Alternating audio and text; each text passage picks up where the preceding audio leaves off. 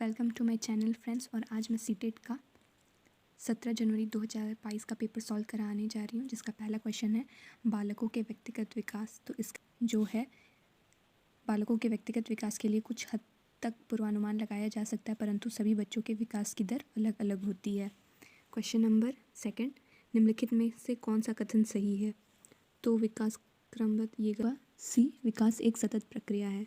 Question number third, बच्चे अपने समाज के बारे में ज्ञान, रहने का कौशल, मूल्य, रीतियाँ किससे सीखते हैं?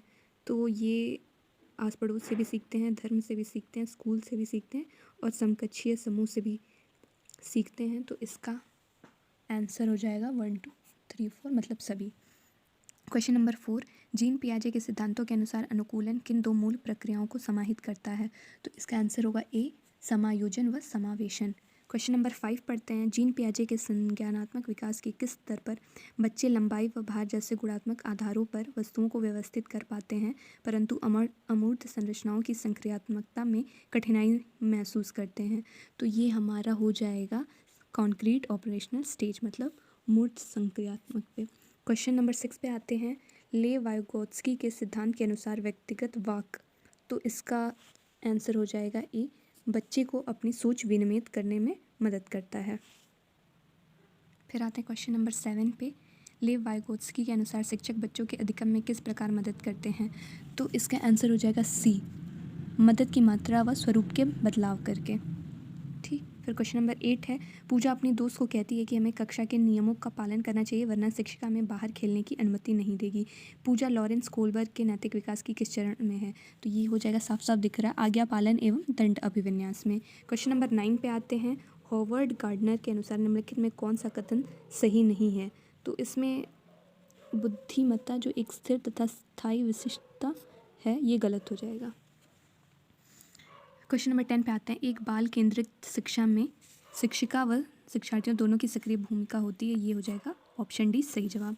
क्वेश्चन नंबर 11 पे आते हैं, कक्षाओं में लड़के गणित व विज्ञान में, लड़कियां कहीं बेहतर प्रदर्शन करने की क्षमता रखते हैं। लड़कों में लड़कियों की अपेक्षा गणितीय तर्क वैज्ञानिक क्षमताएं सहज रूप से मौजूद होती हैं। तो स्टेटमेंट देखने से पता चल रहा है कि दोनों स्टेटमेंट गलत हैं, तो ऑप्शन डी हो जाएगा सही जवाब। फिर क्वेश्चन नंबर 12 पे आते हैं, राष्ट्रीय शिक्षा नीति 2020 किस पर जोर देती है? तो ये पाठ्य के लचीलेपन होने पर जोर देती है। क्वेश्चन नंबर 13 पे आते हैं, मूल्यांकन का केंद्र क्या होना चाहिए? तो मूल्यांकन का केंद्र अधिगमकर्ता क्या और कैसे सीख रहा है, इसका वर्णन करना। ऑप्शन डी सही जवाब हो जाएगा। क्वेश्चन नंबर 14, निम्नलिखित में कौन सा विकल्प एक सामाजिक रचनावादी कक्षा का जिसमें बच्चों की व्यक्तिगत जरूरतों का ध्यान रखा जाता है की व्याख्या करता है? तो इसका सही जवाब हो जाएगा ऑप्शन डी, बच्चों का आपस में चर्चा करते हुए समूह में कार्य करना। फिर आते हैं क्वेश्चन नंबर 15 पे, निम्नलिखित में कौन सा प्रश्न कक्षा में समालोचनात्मक सोच को बढ़ावा देने का उदाहरण है? सोच का अर्थ है क्रिटिकल थिंकिंग, ठीक है, जिसमें बच्चों को जोर देना पड़े। तो इसमें हो जाएगा ऑप्शन डी सही जवाब। अपने शहर में प्रदूषण के विभिन्न कारणों का विश्लेषण कीजिए और प्रदूषण करने के विभिन्न उपाय सोचिए। फिर आते हैं क्वेश्चन नंबर 16 पे, निम्नलिखित में से कौन सा विद्यालयों में समावेशन की संस्कृति को दर्शाता है? तो इसका हो जाएगा ऑप्शन ए, विद्यार्थियों की जरूरतों को पूरा करने के लिए विभेदी आकलन को बढ़ावा दिया जाता है। फिर आते हैं क्वेश्चन नंबर 17 पे, सांस्कृतिक रूप से विविध विद्यार्थियों वाली कक्षा में एक शिक्षक को निम्नलिखित में किससे बचना चाहिए? तो इसका आंसर हो जाएगा बी, प्रभावी संस्कृति के लिए उपयुक्त पाठ्यक्रम और शिक्षण शैली विकसित करना। क्वेश्चन नंबर 18 पे आ जाते हैं, निम्नलिखित में से किससे विद्यार्थियों के अक्षरों और शब्दों को पढ़ने और उनकी व्याख्या करने और उन्हें समझने की क्षमता सीधे प्रभावित होती है? तो ये हो जाएगा अपना डिसलेक्सिया, ऑप्शन सी सही जवाब। डिस्कैल्कुलिया में हम मैथ से रिलेटेड क्वेश्चन नहीं कर पाते, डिस्ग्राफिया में हम लिखने से संबंधित नहीं कर पाते, और डिस्फेशिया में हम गति संबंधित क्षमता नहीं रखते हैं।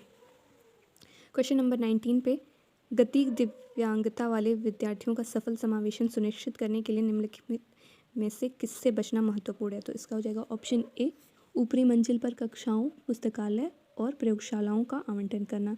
फिर आते हैं क्वेश्चन नंबर 20 पे, निम्नलिखित में कौन सी सृजनात्मक विद्यार्थी की पहचान संबंधी विशेषता नहीं है? तो इसका हो जाएगा ऑप्शन बी, कॉग्निटिव थिंकिंग यानी कि अभिसारी सोच। फिर आते हैं क्वेश्चन नंबर 21 पे, किसी विशेष किसी विशेष विषय वस्तु को लंबे समय तक स्मरण रखने को सुसाध्य करनी है तो एक शिक्षक को निम्नलिखित में से किस रणनीति से बचना चाहिए? तो इसका हो जाएगा option C, presenting disjointed word से बचना चाहिए। फिर आते हैं क्वेश्चन नंबर 2 पे, जब सीखी जाने वाली सामग्री डैश हो तो विद्यार्थी बेहतर सीखते हैं। तो इसका हो जाएगा ऑप्शन बी, मौजूदा ज्ञान से जुड़ी। फिर आते हैं क्वेश्चन नंबर 23 पे, निम्नलिखित में से कौन सा कारक शैक्षणिक उपलब्धियों में विद्यार्थियों की विफलता में योगदान देता है? तो इसका हो जाएगा ऑप्शन बी, गैर प्रासंगिक पाठ्यक्रम। फिर आते हैं क्वेश्चन नंबर 24 पे, राष्ट्रीय पाठ्यक्रम रूपरेखा 2005 के अनुसार, तो इसमें ऑप्शन डी सही हो जाएगा, बच्चे ज्ञान के निर्माण में सक्रिय भूमिका निभाते हैं। फिर है क्वेश्चन नंबर 25, एक संप्रत्यय को पढ़ाने के लिए एक शिक्षक को निम्नलिखित में किसके प्रयोग से बचना चाहिए? तो इसका हो जाएगा ऑप्शन बी, उस संप्रत्यय से लिए असतत उदाहरण।